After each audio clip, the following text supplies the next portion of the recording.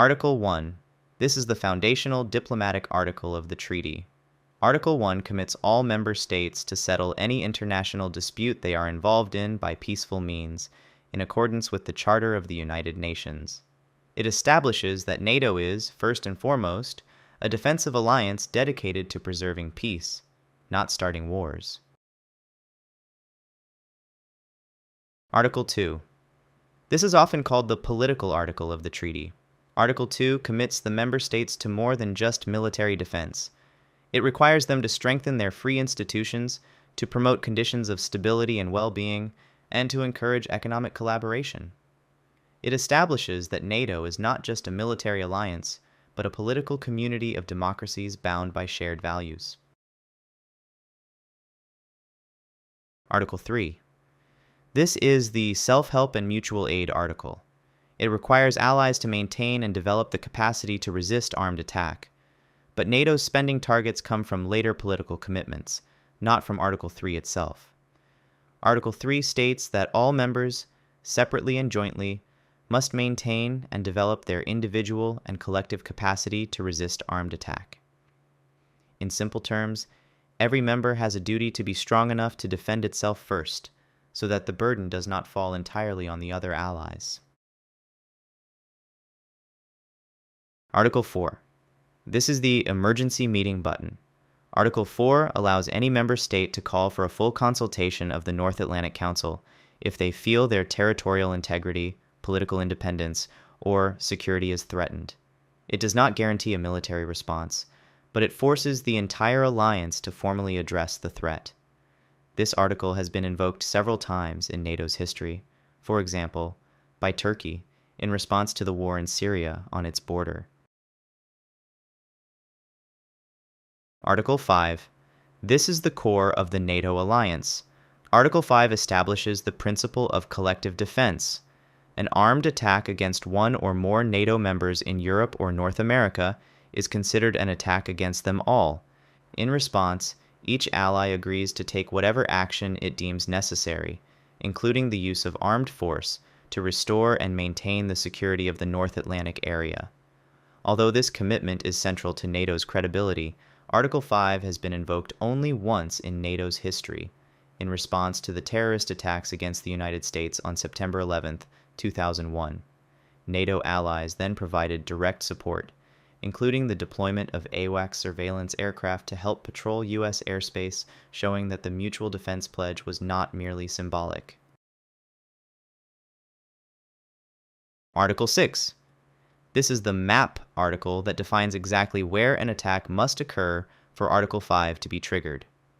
It specifies that, for the purposes of Article 5, an armed attack includes one on the territory of any member in Europe or North America, on Turkey, on islands under the jurisdiction of any member in the North Atlantic area, north of the Tropic of Cancer, or on the forces, vessels, or aircraft of any member in or over those areas, the Mediterranean Sea, or the North Atlantic area north of the Tropic of Cancer.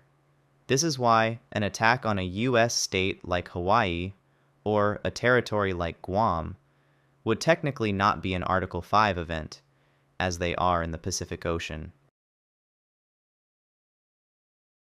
Article 7.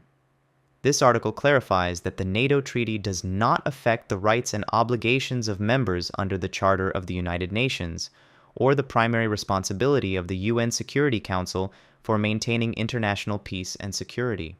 It explicitly states that the UN Security Council has the primary responsibility for the maintenance of international peace and security. This ensures that NATO's actions are intended to be consistent with broader international law. Article 8. This is the Loyalty Clause. Article 8 requires every member state to declare that none of its other existing international commitments are in conflict with the NATO treaty.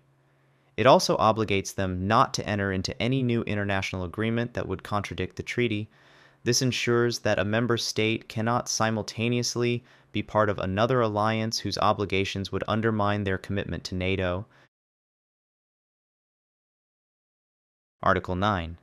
This article is the Who's in Charge provision. It formally establishes the North Atlantic Council, which is the principal political decision-making body of the entire alliance. The Council is composed of a permanent representative from every member country and is chaired by the Secretary General. It is this body that meets to consult under Article 4, and that would ultimately make the decision to invoke Article 5.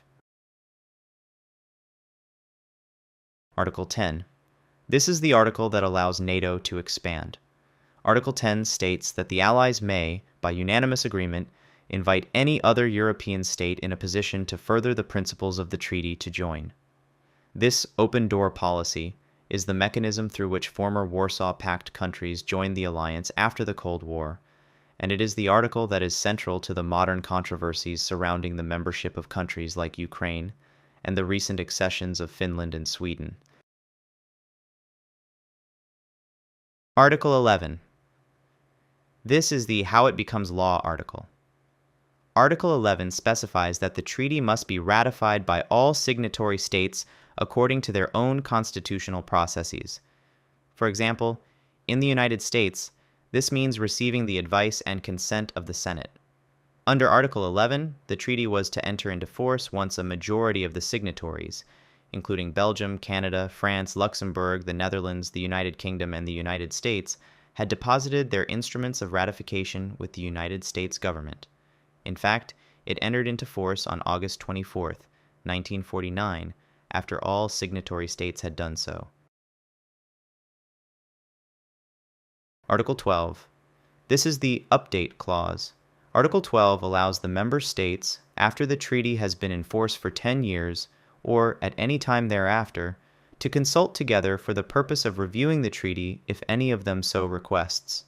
It provides a mechanism for the alliance to adapt and evolve as the security environment changes, ensuring the treaty remains a living document that is relevant to the challenges of the day.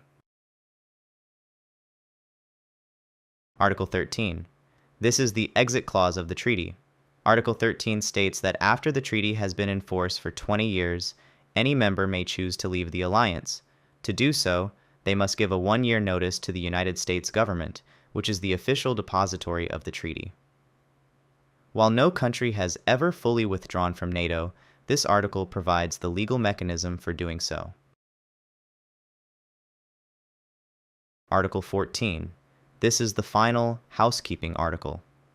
Article 14 establishes that the treaty text, written in both English and French, is equally authentic. It specifies that the official signed treaty document will be deposited in the archives of the government of the United States of America, which is designated as the treaty's official depository. Thanks for watching. Given today's geopolitical tensions, do you think NATO's original articles are still sufficient? Let me know what you think in the comments. Also, please remember to like and subscribe if you enjoyed this video.